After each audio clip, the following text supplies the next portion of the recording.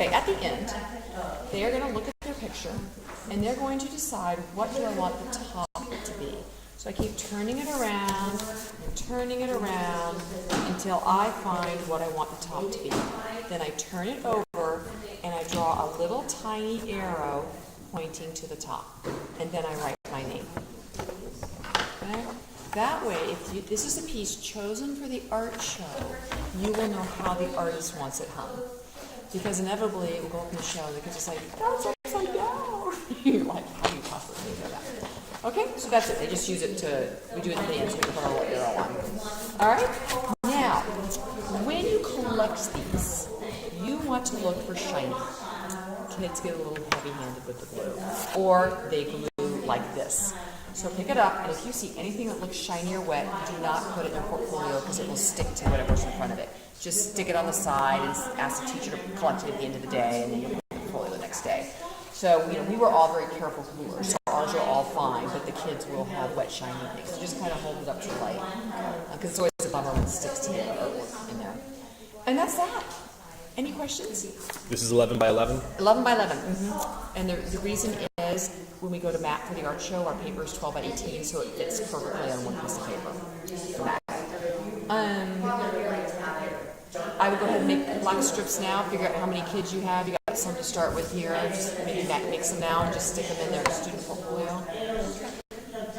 Any other questions? When are you guys teaching this? Tuesday after the assembly. Yeah, it's real simple. Maybe go in today and see if the kids have their own Crayola markers. Did you guys have to buy markers? I would use these as opposed to the other brand. Wait, did we buy markers or think so. pencils? pencils. I know Miss James is the one who buys the pencils for her own class. Okay. Because I think we had a discussion about that. Ask if they have markers. If not, this is what you got. Use those. I will see you next again in January. I don't know the date, but it's your second paint lesson. It's a one-parter. But just to kind of heads up, like if it's like the first week, so it is.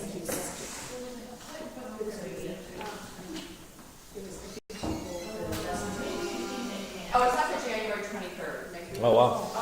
But just a heads up, that's another one where you want to recruit one parent per table. That's our color lesson, and so the kids learn to mix paint. If I mix yellow and blue, I get green. I mix yellow and red. So that's another lesson where it's really nice to have. They did some of that last time, too. Yeah. Did you end up with one parent per table for the? I think they actually had a couple extra parents. Oh, great! It was helpful, wasn't it? Yeah. I taught that lesson with one other parent. So. Oh, wow. How many kids? 25. It was crazy. I bet. It was crazy. It was crazy, one per table. But yeah, so just kind of keep that in the back of mind. January 23rd is the workshop, so whenever the lesson is, you're going to want to have another parent here. And that's just one part, so. Cool. Alrighty. Cool. Okie doke. I will throw these